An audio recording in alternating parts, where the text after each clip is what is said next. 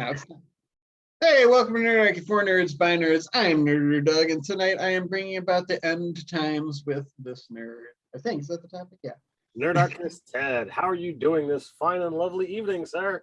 Pretty good. I'm looking at the boxes, and it looks like they're messed up. No. We're in each other's boxes, but that's. Oh no! Woohoo! I'm Nerder Doug. Yeah. Hey, whatever. It's an apocalypse. It's an apocalyptic event. So yes, that is our topic for this week. As we'll attempt to stay on course or circle back around to as much as possible. Apocalypse, just a pretty big, broad, and not uncommon concept for a D&D campaign. Hey, now we're in the right boxes. Hey, you know what? We'll get things switched and yeah, we're all good as well. The magic of computers. The fun thing about apocalypse, or apocalyptic things, is you can do so much with it. If you're willing to step outside of the comfort of fantasy, the options become so astronomical it's ridiculous. I mean, if you look at the Moon Rises game that Dave ran, that was very much an apocalypse style game. Look at the vast grim that Brian Colin is doing. That's absolutely an apocalypse thing. You're just looking to survive with your legion. Vast Grim's interesting because it's like going on during the end time, as an apocalyptic event is happening, right? Basically. So there's definitely some levels of enjoyment there. If you look at Cypher System, they've gone through numerous apocalypses to get to there. They talk about all of these different ages. Oh, you mean what is it, Numenera or whatever? Well, Numenera, yes. Because that's supposed to be like far in the future, like a million years or something. Right. Like that. So you've got all of this crazy tech, and you can flavor it however you want, either as the player, as the GM, to be like, oh, well, this does this weird thing. But really, you found things that existed in a previous age, and well, I don't know exactly what it's going to do. It's probably only going to work once, if that. So Cypher System so much. It's got a lot of really great things, about it and built into it. But even if you were to kind of pull down to how do you do a fantasy apocalypse? You really can look at the games like Dark Sun or Conan, anything that's like a sword and sandals kind of thing. It's already there. You don't have the vast cities and the support of the rest of the world. It's pretty much just survive on your own kind of aspect, and that that still fills it's D&D. Yeah, it's absolutely apocalypse. It's sort of a matter of scale, right? Like an apocalyptic event, it's it affects everything basically, like the entire world or the entire plane or the universe or whatever. But it's you're not the only ones. It's not localized, right? In other words, even in D&D, it shows up in name, especially with one of their earlier campaigns, Princes of the Apocalypse, which is one of the only ones I ever played through. It was back when I lived in Austin, and I thought it was great. I mean, like any adventure, it can be as awesome or as lame as the group and the DM and everything. Because I know a lot of people don't like that one, but I thought it was fun, and that's sort of you're preventing an elemental apocalypse, but it's not really widely known, which is kind of a weird trope that you sort of have to buy into. It's or although you guess you would just seem like the crackpot people who are the end times are coming. There's these elemental cults and everything, right? Absolutely. So we have in the the side chat there a link to the 5 D&D apocalypse campaigns you won't survive. Okay. The video over on the main channel if you want to look for further inspiration for your apocalyptic style games. But I mean to go a little bit narrower, you can, as opposed to a grand apocalypse, you could have a minor apocalyptic event, something that is going to greatly change the campaign world that you're playing in, that Sure. either takes it in a new direction or gives it a spin that it didn't have before. Yeah, like Rylor being destroyed in your guys' campaign world. So yeah, that's a completely great one that Dave did, and it was like, okay, we're just going to remove one small city from the map. The entire place is locked in wax and all of this weird stuff. New monsters have started appearing, and whoever got out, and whoever didn't, you died or worse. So, Dave has actually thrown that up as one of the possible games that he was going to run. Oh, okay. And yeah. a while ago. That's like, I hope he revisits that idea, because to me, like, that would be fantastic to, number one, be able to go back to that part of the world as a player, and number two, to be like, all right, I'm dealing with the ramifications that I was a part of, like, as Ted. Yeah. Right. Yeah. It's a cool structure and sort of like theme for a campaign, because it brings a lot to the table, like evocatively through those words, right? Like if you're playing in a post-apocalyptic game, it's sort of understood, like resources are going to be scarce, and you don't necessarily have to get into like the nitty-gritty mechanics of that, like, we're tracking food and blah blah blah. You could, for sure, but you can still get that same feel if everybody has that buy-in where like you're just role playing like that. Basically, when we played Maximum Apocalypse, I like those kind of survival games and stories, like Walking Dead and things like that. So I like getting into the fact that, like, I remember when we played that game, we had found like a bullet, and it's like, and like I remember thinking, like, okay, like in this world that would be like a magic item. Like, I'm not gonna waste this thing. It's like a bullet, Like we're used to using like cobbled together like a baseball bat with barbed wire wrapped around it and stuff. So, so you can still do that in D&D, where it's like maybe, how would you simulate stuff like that? I mean, like I said, you could track ammo and things like that. But to your point about Dark Sun, I mean, things break. Like that was a big part of that, of just like your equipment and stuff. And I've played those games where it's like, all right, you have to keep track of your arrows, total, Arrow or Hawkeye or whoever have you. It's like, okay, when your quiver's done, it's done. If you don't have something else in your bag to pull out, you ain't got nothing, dude. Yeah, and that's a crit fumble. What do you call it? Like home house rule that I could actually get behind. And it even speaks to the fact that, like, well, fighters make a lot of attacks, so they would have more chances. Like, yeah, exactly. They would have more, they're swinging their sword more, so it is going to wear down faster. And I think that would add a fun aspect to a game of just like, it's interesting. This is sort of related with like, there was like on a Reddit thread about D&D. Those things go through phases where everybody will like get on a topic, and it seemed like everybody was talking about looting for a few days, and I was thinking, like, boy, today's players, myself included, even the way I play now, we never do that anymore. I don't check you defeated enemies for whatever. But back in the day, that was a common thing. And in a kind of like apocalyptic survival type game, that would totally be a thing. I mean, if your weapons are breaking all the time. I still, like, there is that the teenager or the early gamer in me where I still want the loot. I'm still looking for, what new thing do we get? And it could be, here is a brand new thing that I've never heard of before because a GM created something. It could be something that's like, oh, hey, it's not anything super special, but you can do something that you couldn't do before.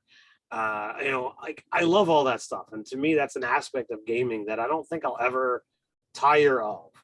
And you can totally, whether you're playing in a like apocalyptic survival game or a regular campaign, those are also opportunities to not only get loot and stuff, And a lot of people joke about like, oh, you find like a note from like, hey dad, like have fun at work today or something like that, like tucked in the pocket, which is it's kind of like dark humor and stuff.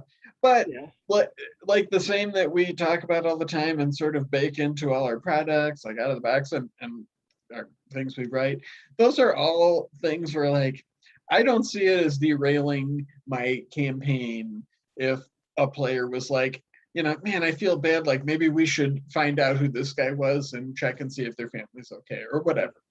To me, that's totally fair. It's like I love when players do that. It's challenging as a GM, and maybe it's not exactly like what I expected, or even what we talked about, like in a session 0. But it's still cool whenever players are like, "This is a thing I want to do," because like it's like it seems like it would be important to the character. The sides of that equation are, yes, you brought up, oh, it derails the campaign. Well, I disagree with that because number one, the story, the campaign is about those characters. Right. So whatever they do, that's the story. Yeah. Just because it derails your plans does not mean it derails the story.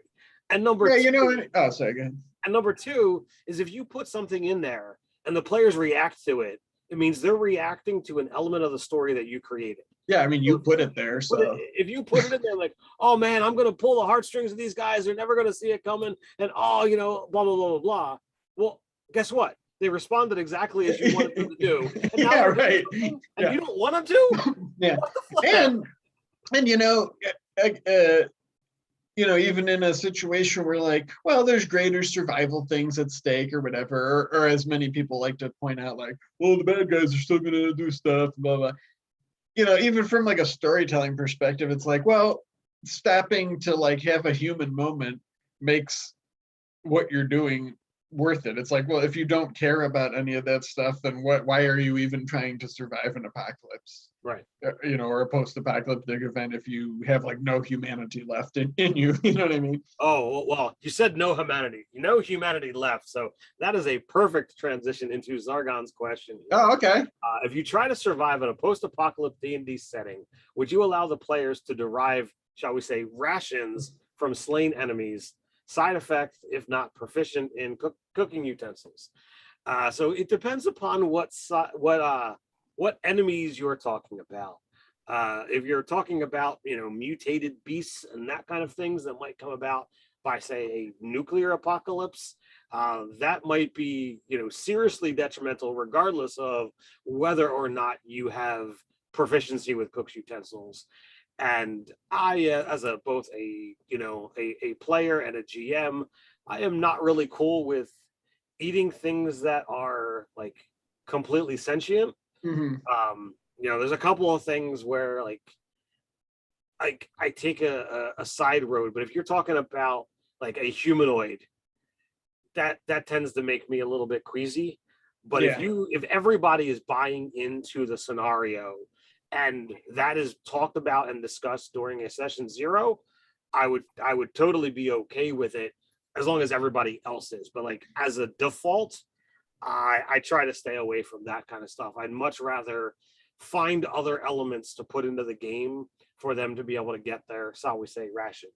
Yeah, so in both those senses, it kind of renders it moot in a way, because it's like, well, if you talk about it as a group and it's like, yeah, it's just no big thing, it's just accepted that people would do it, then it's not a thing anyway, right? Right.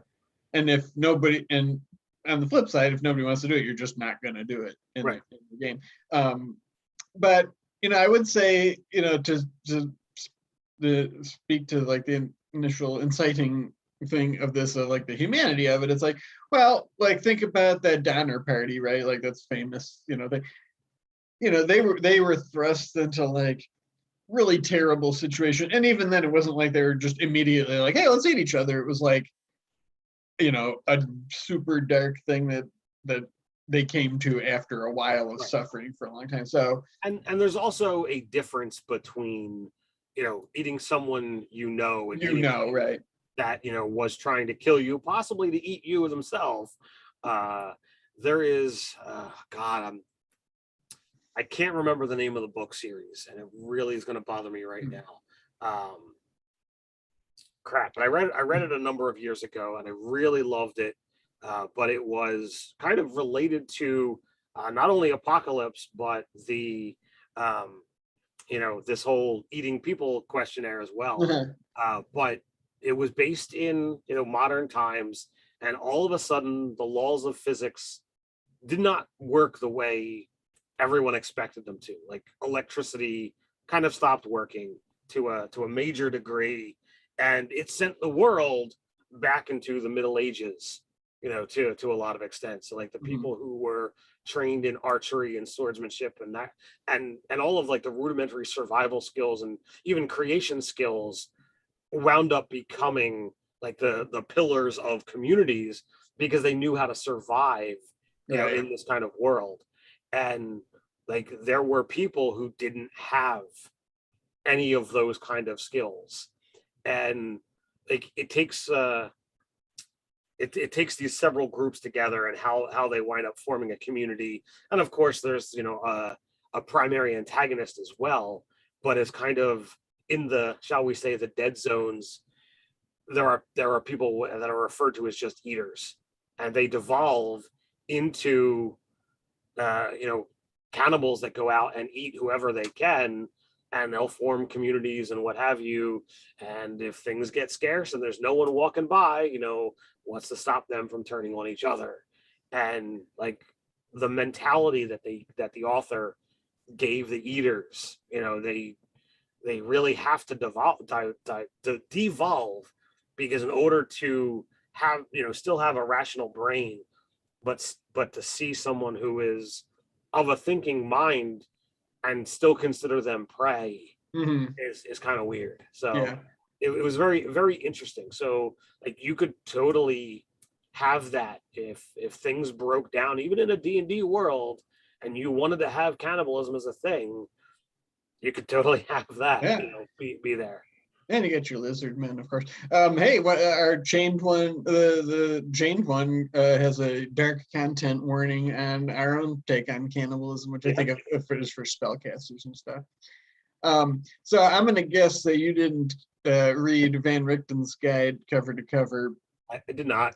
So and we covered it on the website quite a bit. So here's a pretty fantastical apocalyptic scenario. I'll run it past you. You can give me your tickets. It's pretty short. I'll just read it. Sure. This domain is called Chlor. Chlor is the end of worlds. Shattered islands drift through a misty netherworld, caught in a swirling spiral that ends at the unignorable burning eye called Chlor. 13 stars orbit this sun-like sphere, one winking out every hour. Each time one of the stars dies, one of the domain's ruined islands is drawn into Chlor and consumed by flames. With it, each other island wrenches ahead, then halts 1 hour closer to the same doom. So you're basically like, it's a doomsday clock. Right. That you can literally see coming your way. So that seems pretty fantastic. I remember when reading, because I covered that section with all the extra domains. It was just like little blurby ones. I was like, wow, that's pretty crazy. I mean, you're just literally watching, the thing you're standing at, like shift closer to the end. Yeah, that is pretty crazy. It's pretty ridiculous. Mm-hmm. It is what it is. What do you think's more interesting as far as like a game to play in? Something like Princes of the Apocalypse, where you're working to prevent an apocalypse, or playing in the more or less immediate aftermath of one? Because there is that kind of idea that D&D worlds are like, the default is like it is post-apocalyptic, but a long time where people have started to come back. It's a scenario of like how interested is the group. I could play either. I think right now it would be more compelling to play in a post, because like I play in a regular fantasy game all the time, and your big bad can anywhere be from, I'm just going to be a mild inconvenience, to I am literally going to destroy the world if you don't stop me. So like I view them all as like, okay, well, I need to stop the big bad no matter what it is. So let's do this. So like regardless of, until you get to that crux, it's just a regular game. Yeah. But in the post the gameplay, the game style winds up being different. The interaction winds up being different. So like I like things that are different. I like to spice up, what my game style is every now and then. I mean, for years we played fantasy D&D. We played in our world, didn't touch anything else, didn't really game with anyone else. And now I'm in so many different gaming groups, so many different gaming styles and gaming systems. And every time I try out a new system or I sit under a new GM, like I'm learning something new. And I don't even need to be playing. I mean, just watching another streamer, like I'm like, oh, I like that. There's if you guys read our website, which I highly recommend, somewhere in the near future, as soon as I get my butt in gear, I've got a whole post that I'm planning to write about a gameplay that I started watching solely because of our live chat. And I watched all that was available, and I'm like, all right, I really like some of the stuff that this GM does. I think I want to share this with the community. So cool. Yeah, I think I'm with you. That's, I mean, on both those counts of just like playing lots of different things. But yeah, the idea, I just like that kind of, like I said, like that survival. I would think it would be fun to like track ammo and stuff. Mostly, again, for just like the narrative element of it, more than not being challenged mechanically. Like I need to make every roll count. Like if I'm an archer or whatever. Yeah. Just the fact that like I like that kind of stuff of like, man, like I got a broken longsword, like an old tire that you made into a breastplate or whatever. I like that sort of thing. It's fun. And again, as long as you've got proper buy-in and that's the style of the game going into it, I'm there for it. Mm-hmm. And you're talking about making stuff, so that's another great tie-in to Zargon's follow-up question. If hesitant to cannibalize, what about Lizardman style making weapons from bones, bowstrings from gut? Thanks, guys. So in case you don't happen to know all that much about Ted, I love lizard folk, and I love the whole making things from the dead. My lizard folk right now that I'm playing is a lizard folk artificer, and his specialty is pretty much bone. But he's got bone. He gets smith's tools just because that's the typical artificer thing. But he prefers working with wood and bone above everything else. And like he literally has a mantle of like wrist bones that are all like stitched together, that go across his chest, shoulders, and back. Just because they're the most interesting bone to him. He's a bit weird, of course, but yeah. So yeah, I'm the total opposite of that. I just never have any appeal of like butchering defeated beasts for their parts and anything. And again, in this sort of situation we're talking about, like just like wasteland survival. Yeah, sure. I mean, if it was the matter between literally life and death and stuff, I don't, To me, there's an element of the game that I don't know if it's the elements from the video gamer that's in me, or whether it's just I'm wired wrong or what have you. But I don't think it's wrong. I mean, I wasn't making a judgment call. I just sure. But I love the element of that there can be reagents and what have you inside many monsters or most of the monsters. I'm still sitting on like a 23-page document that I started years ago, where like I went through like a whole mess of the monster manual and be like, if there were to be a magical reagent, something for spell casting or magic item creation, what could you get from this? And I made the whole thing and was pretty happy with it, and we never wound up doing anything with it, but I felt like that's an element of the game that I like. And there's now, I think a handful of books and Kickstarters that have come out that have kind of begun doing that kind of stuff as well, which, I think is fun. As we were talking and I was thinking about the questions people were asking, the flip side of that is like, while those things don't normally, like appeal to me, and I'm kind of squeamish, so it's kind of gross in that way to just think about. We are talking about like a specific, like, hey, this is the kind of game we're playing. So I would probably make characters for whom that would be something they would do, because you're in a desperate situation, and right, that's just how you're going to survive. That's the world they live in. You had mentioned the Maximum Apocalypse game, and since the session is called Apocalypse, it is a fun game. There is. Oh, you got like a physical copy? I did. I backed the Kickstarter. Oh, okay. Cool. I got all three of the books. The core rule book, the Game Master Guide, and the Monster Manual. It's a fun game. A little complex on the dice mechanic and creating your character, but once you actually get into the game, it's really fun.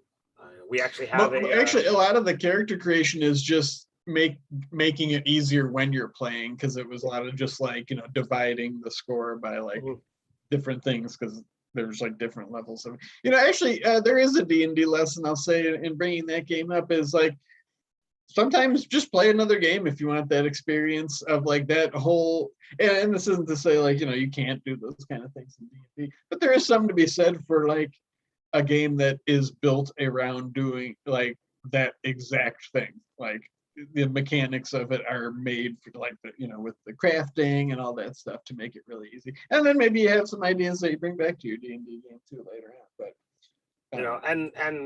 related to that exact statement and Apocalypse is there are loads of games out there that are powered by the Apocalypse engine, which is a simple game that the engine, you just roll 2d6 dice, 2 dice 6. That's your roll, and that gets you, towards your success or failure. I've played a couple games of Dungeon World. Killing me here. And I enjoy that game, but to be fair, if I'm going to play a fantasy style game, I'm going to play D&D over Dungeon World. But there was a lot of things that I like from that. I picked up a copy of Blades in the Dark, which we are looking to try and see if we can get someone to run that for us. Cool. I've always been intrigued by that game. That seems really fun. And then Dave is currently running a game of Monster of the Week, so I of course picked up all the books for one. Those are thick. Yeah, it's a nice meaty stack here. But you've got the regular game, you've got the companion to the X-Files, and then you've got the Tome of Mysteries. When I get into a game, I tend to just try to get everything. That's what we do. That's what we're doing is about. So one thing. One sec. Oh. And related to the specific element of if there's a game that you're looking for, I placed an order and I'm still waiting for it to show up. But certainly you've heard people talk about the the Avatar Last Airbender Kickstarter that's currently making a stupid amount of money. It sure is. Magpie Games, but they make a whole lot of stuff for the Powered by Apocalypse. Oh, really? Yeah. Oh, I didn't know that. And I picked up a couple of things, but the one that was most appealing to me, or more appealing of a system to run, because I know my son is going to adore it. It's called Apillion.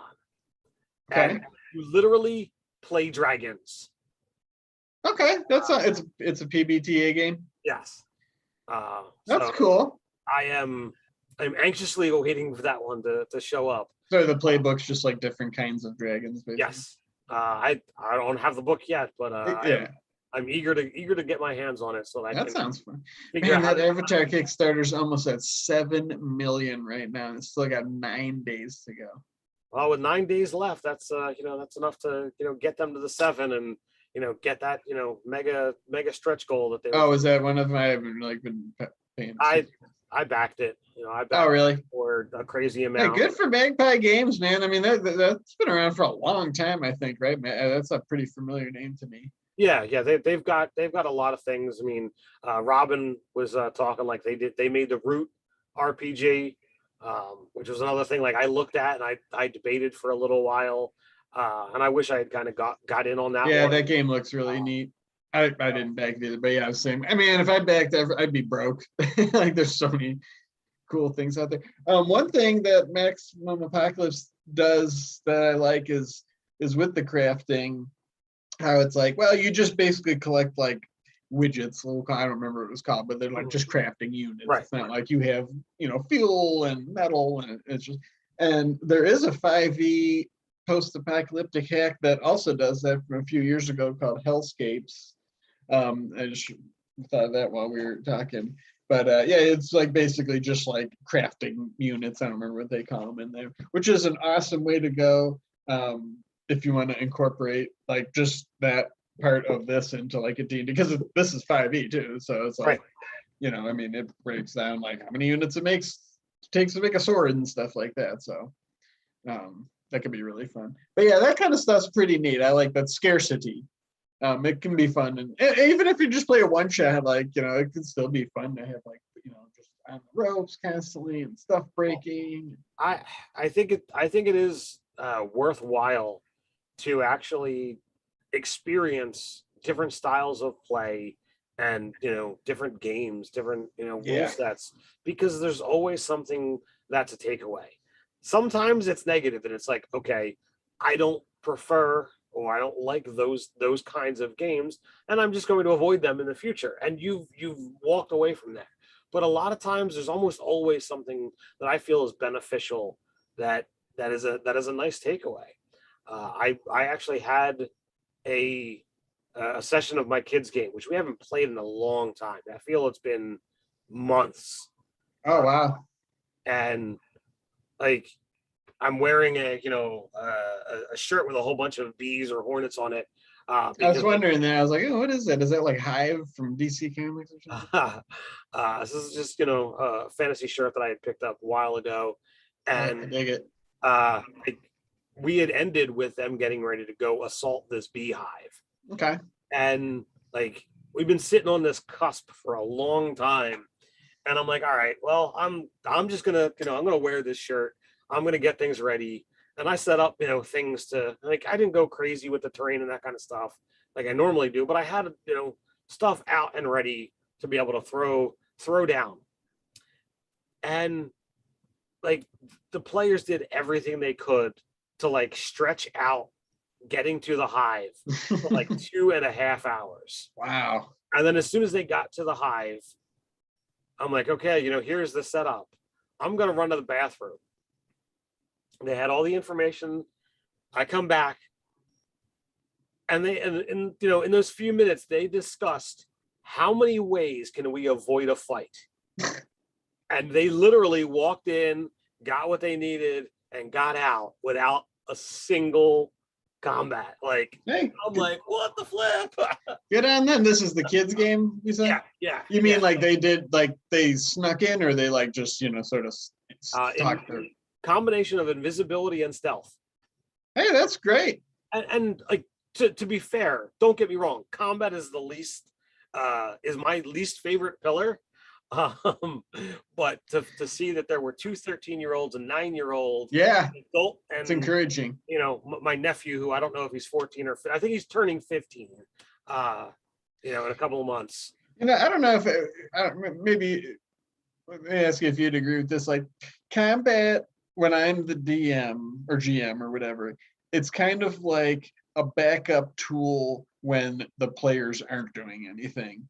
So like, if you know what I mean, like if they wanted to like sneak it, like we play out. We've been playing on Tuesday nights for like over a year now, and it's like, a lot of times, like, well, they'll come up with not even a crazy plan, just a plan at all, or you guys are just doing something like the players. No, that's fine. I mean, combat's just sort of like, man, nobody's really doing anything. I need to like change state on these people. But it's like if the players are engaged in doing stuff, that's great.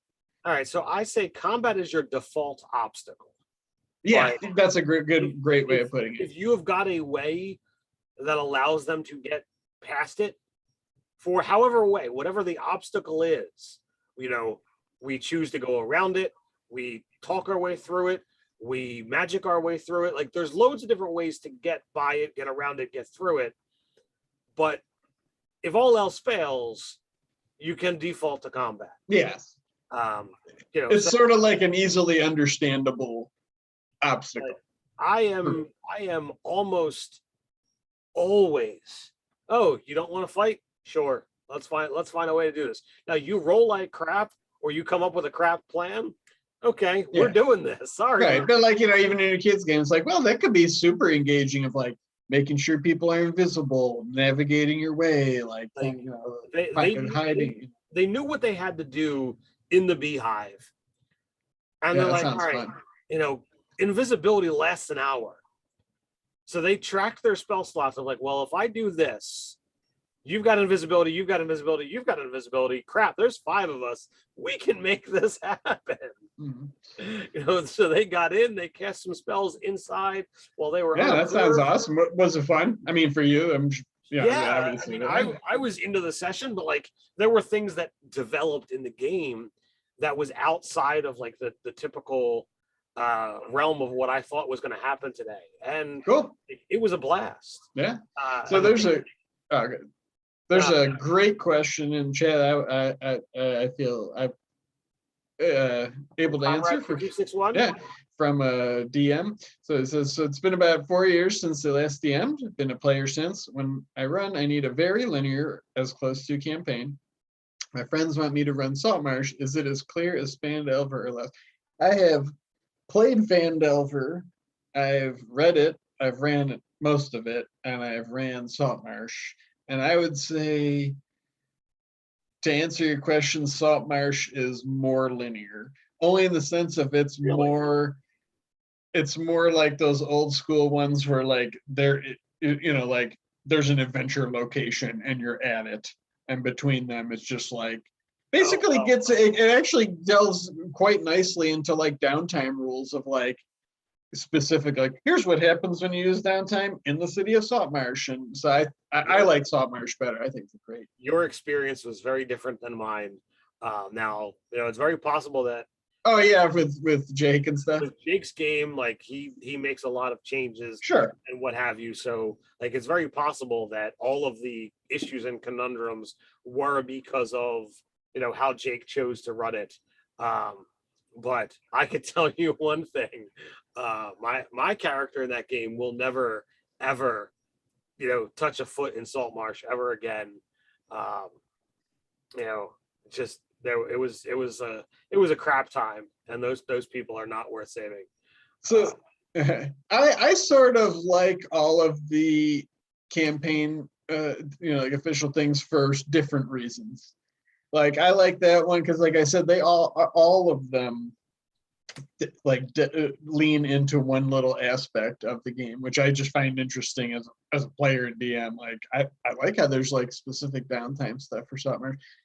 I like that style. I mean, like you said earlier, it's like I just like playing a lot of different games. It's like it's fun just to like basically hand wave the like getting the quest, you walking to the thing, and blah blah blah. It's like you're just at the place pretty much, or right near there, sort of thing. And there's not a basic like you got to grind and here's some random quests for the players to grind until they're high enough level to do the next big thing, which is what Phandelver's like, sort of. And there's all the different side quests you can do. So I'm actually just like 5 adventures that are, there's a plot running through them, but that's not even super critical. It's just like, I mean, there's stuff going on around Saltmarsh. It's fun. And I love all the stuff in the back about like random island, like what's on an island you might see in the sea, and I just had a great time running it for the group. Everybody got super into like being like sort of heroes, but also like crappy Saltmarshians that are just like, hey, if I can make a couple gold off this shady deal, sure. So it was fun that way. I'm very glad that you're here to provide this kind of thing, because I would have absolutely told him to cut and run. Too many choices. Well, you're also playing at a stream, and so that's a whole different sort of ball of wax too. And to be fair, Doug is the resident expert of the actual pre-planned adventures, because he's run and played in more of them than we have. So now that being said, they always go. I mean, they might, if there's a line going through the campaign, players are usually like, woo, and they might end up here, but it's like I mean, even, my friend Brian, who was new to DMing a few years ago and ran Dragon Heist, it's like, I read it, of course, just because I read all those things. It's like, yeah, we went far afield all the time, and I didn't even know what we were doing. Like, what? Even having read it, I was like, what is the main plot of this? But it was still fun, and it's like, if you have a bunch of fun aquatic themed adventures and have a good time, then it was a success, whether you stuck to the exactly what it says or not. So he had problems running Dungeon of the Mad Mage. Book was jumping all over the place. I mean, the thing about doing that, as a GM, you can supplement a prepared adventure with stuff and alter as you see fit. If there's something that you don't like, go ahead and change it. Make things the way that you want. I mean, for the most part, D&D is always going to be your game. No, there is no table that will have the exact same experience as what your table is going to do. D&D is what happens at the table. This isn't D&D. D&D is what happens when you're with your friends rolling dice. So like, reach out, if you need to, but like supplement with other monsters, other books that are out there, drop in out of the box encounters, if you feel like you need something that's there, or anywhere else that you might be able to get encounter type stuff. I mean, there's plenty that you can do to add more levels or make some changes to the game to make it tailored to your group, to your play style, either the group's play style or your GM style. I mean, that's always the thing that I try and do, but like I go one step further. I don't use these books here behind me. But you look through them too, so it's like you use them in a sense of like something might just be, oh, this is cool, or this is an idea. I mean, I can't tell you how many times the oozing temple from Out of the Abyss has popped up in my game, just because it's like, it's a cool small little dungeon that has a lot of oozes and traps and puzzles in it. Everything from these pre-planned adventures, I treat as out of the box encounters. Yeah, right. What do I want to pick up and put in my game? How do I want to use something? It's amusing, it's crazy, but like that's what I do. I want to make my own thing, because like that's what I've always done. I didn't know that there were pre-planned adventures for many years. You pick the things that you think are cool, and then you just want to see what the players do with them. But I do have some actual advice for Comrade 2261 or anybody to run this particular adventure, and I think I know what he means, because it's like, most of the other D&D adventures, the dungeons are relatively small compared to Mad Mage, which is like 25 levels, where there's like 50 or 60 chambers on each one, right? So you're kind of like breaking that veil, but of staying immersed, because you're constantly flipping like many pages away from the map to be like, where are they again, and like what page. So my advice whenever I run games like that sort of thing, just totally lean into being the dungeon master and like use the dungeon master voice and read the thing, like the flavor text in a sort of announcery way. Players actually like it, and it's sort of like makes it sort of like leans into the gaminess of it, of like, the game we're playing is in here. Let's see what parts of it you find, rather than trying to make like an immersive experience. And there will still be like cool role-playing stuff, but it's sort of like helps get past that like awkward bump of, like I said, like you're just always like, okay, this is, I mean, there's like 7A, 7B, 7C, 8, 8A, 8B, like just tons. So if you're flipping all over the place and having to, deal with all of this, is it Dungeon of the Mad Mage or Dungeon of the Mad DM? Yeah, right. But that's what I mean. So it's like it's sort of reminiscent of it, reminding you that it's a game, not just like Sure. Because the immersion is constantly being broken by having to look things up and going from room to room and stuff. I mean, it's not to say that it's bad. It's just that's my experience with that kind of stuff, and it's been fun of just like, getting that corny announcer voice on when you're reading the. Well, I mean, sometimes a corny announcer voice is a good thing. Yeah. So let me ask you this: do you still have the home game running? No, I have the Tuesday night games. The only games I ever play anymore. Oh man. Yeah, everybody just kind of never showed up anymore, or can't find a day to settle on or whatever. You're too big of a star for them, man. What are you talking about? I'm the one that always is trying to keep everybody playing. I feel like a fraud, man. I play once a week. Well, I mean, that's still better than some. So, and as a reminder, guys, this we have tomorrow off from our Tuesday night game, and sadly next week off as well for those of you out there, as we'll be doing our session 0 off air before we get into Steven's game, which I'm very excited about. And, spoiler, we're going back to a 5th edition game, and every single player is going to be playing a Nerdarchy subclass. Yeah, that's right. So I am very enthused for this. So, stay tuned for that in a couple of weeks. Well, we had Dave's 5th edition game. I mentioned previously my Lizard Folk Artificer.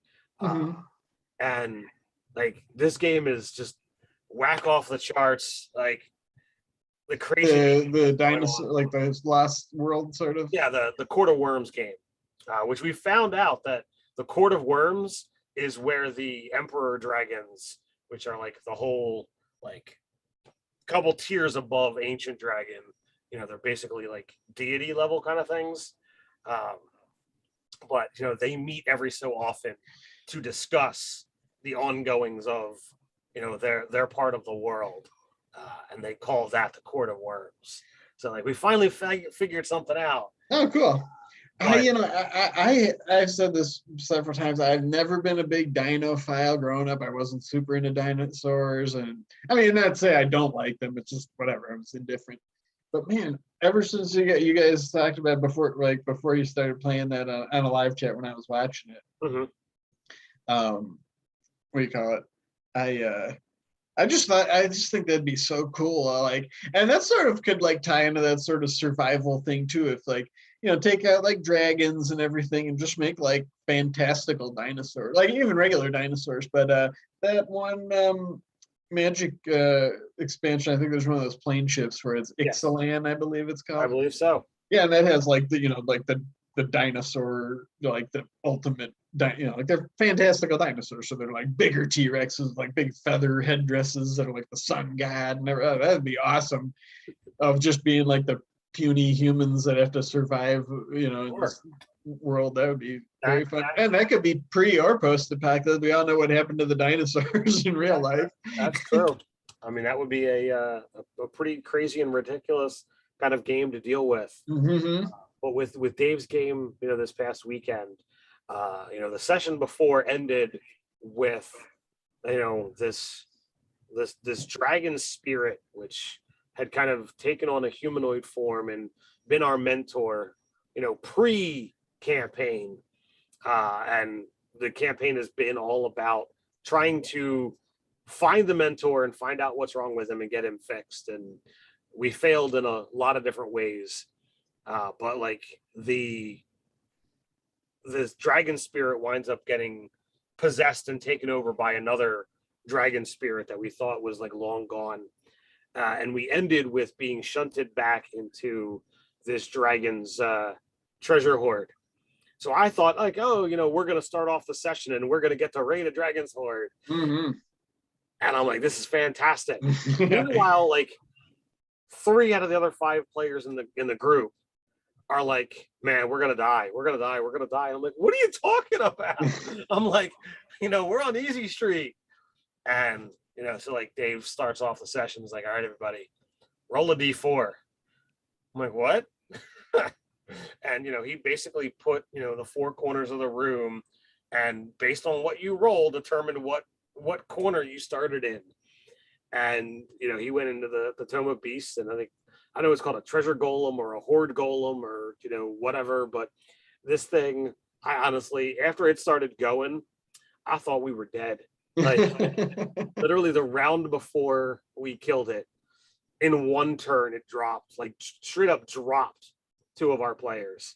And because it's a construct made of gold coins, there was never any descriptors to make it look like it was injured. David never said it was bloodied. Yeah.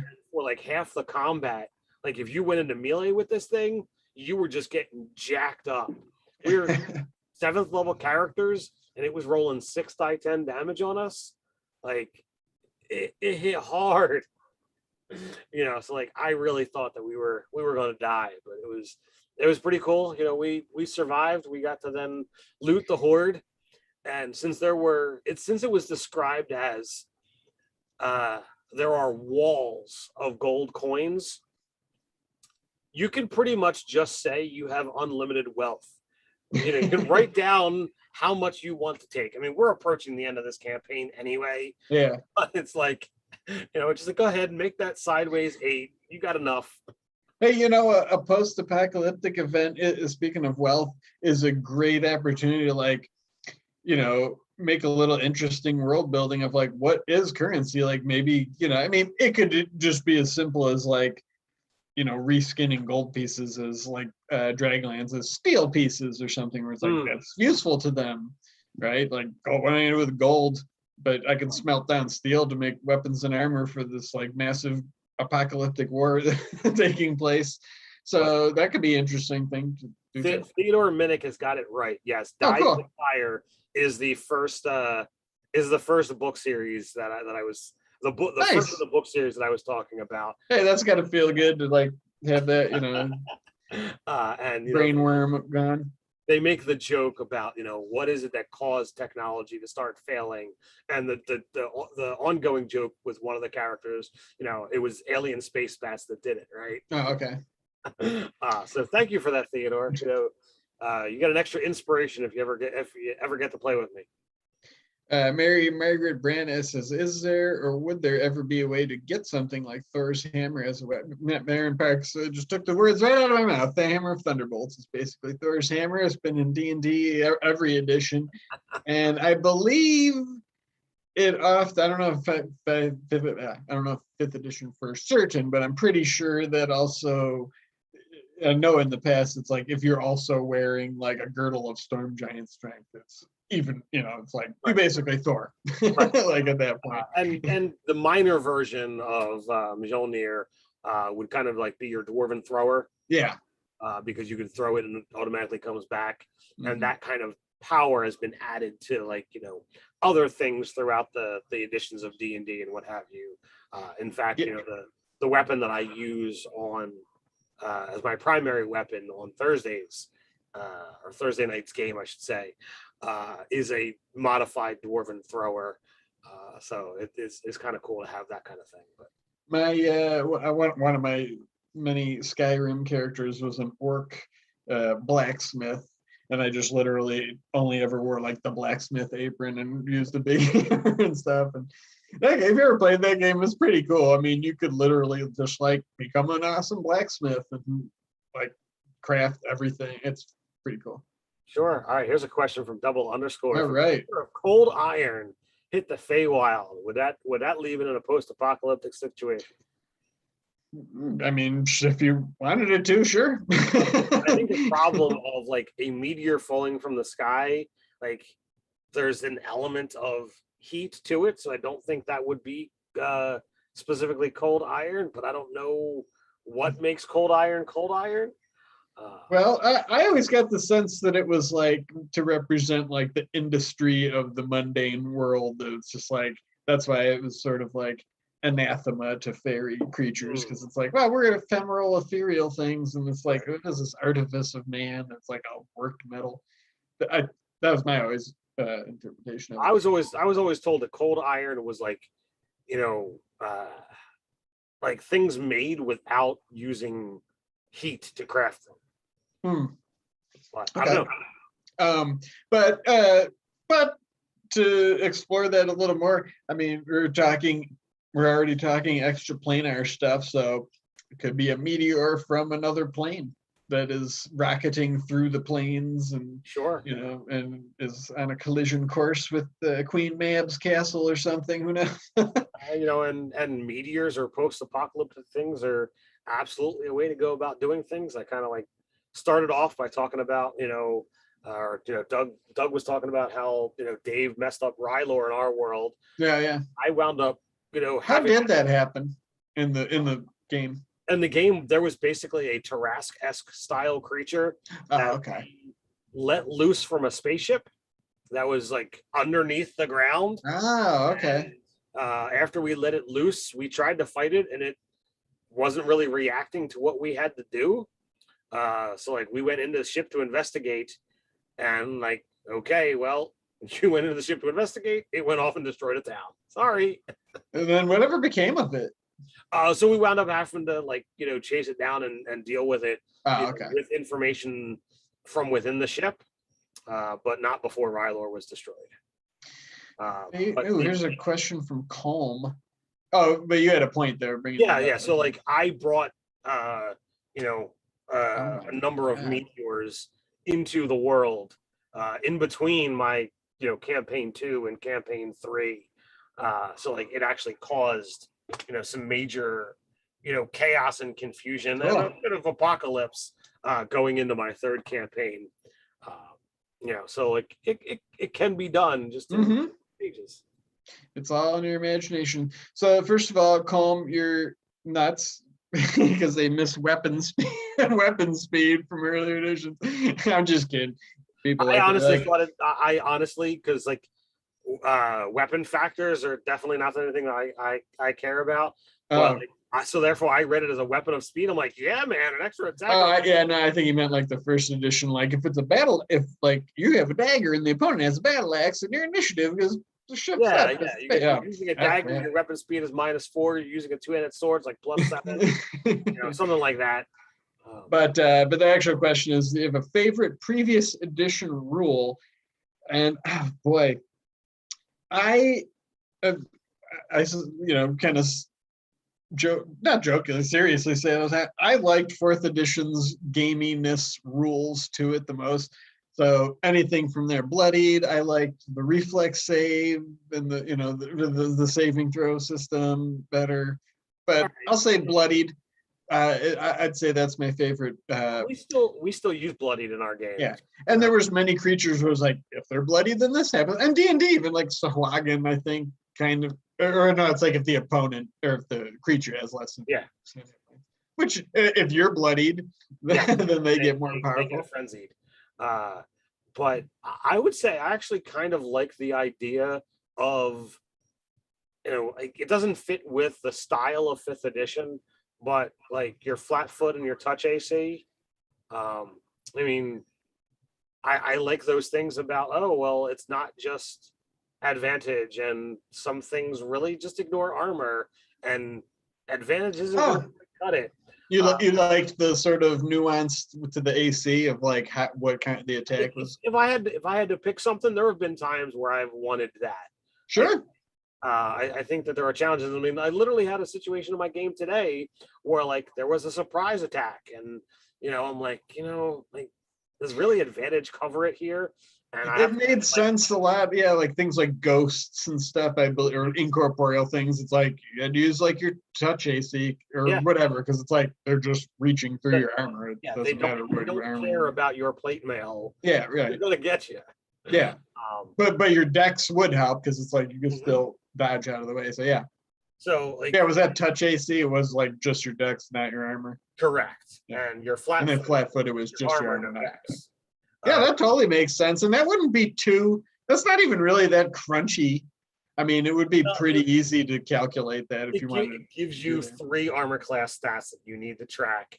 And like, I just don't think that fits the mentality of what 5th edition is. I would probably just make that a creature's power. Like if it, like when it makes this attack, it ignores AC or something along those lines. Right. Not like something the player had to do, but more on the DM of like, oh, this like a ghost, for example. It's like, oh, when a ghost attacks, like the target's armor doesn't count or whatever.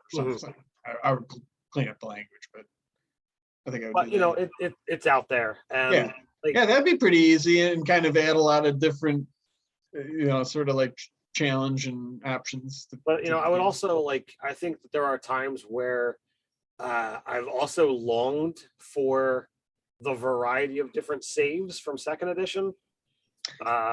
Did that still have like the rod staff one? Yeah, you got rod staff. Yeah, I like those. Make a save versus death. Death, yeah. Specification. And it's not so much like the I want 17 different saving throws, but I want to see the reaction on my player's face when you're calling for a specific save. Like nowadays, like when someone says make a Constitution saving throw, like, oh man, that could be bad, but it also could I'm just taking cold damage.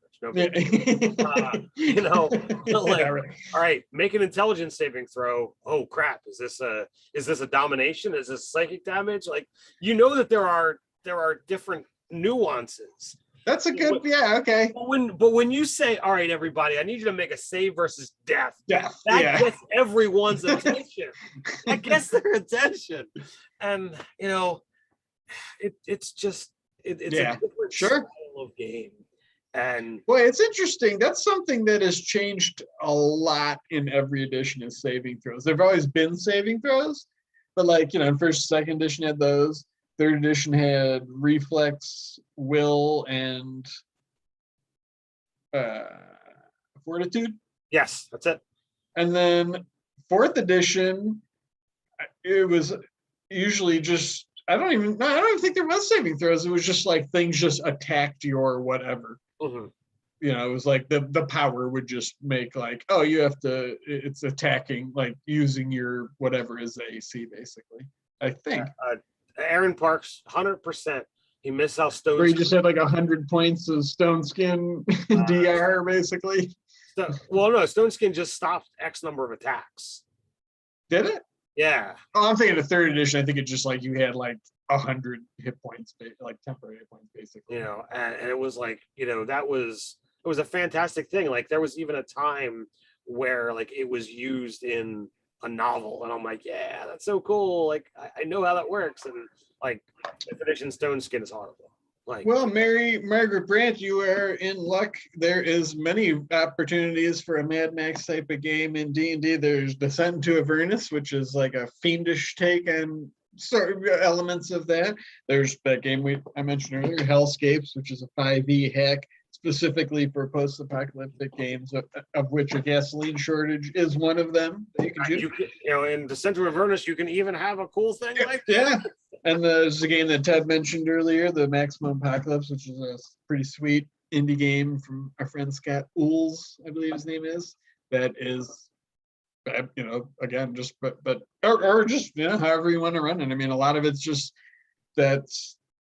A lot of all these campaigns, cool ideas, we always talk about it. They exist in that place between interesting mechanics and player buy-in. Somewhere, like you could have all the cool house rules you want, but if nobody's into that style of game, it doesn't matter, right? So it's like, All right, so we are. Oh wow! We are past the hour. Hey, we didn't experience an apocalypse for going over the time. So there's a lot of great games, a lot of great things that we've talked about here. You can always see the extra mind readings of the three of us when we do our newsletter on this particular topic. So if you have not signed up for the newsletter, please do so. It's how you get access to these aforementioned mind readings, as well as the opportunity to potentially game with us and so much more. Do all those cool fabulous prizes. do all those cool things. Like, share, subscribe, all that stuff. And until next time, stay nerdy.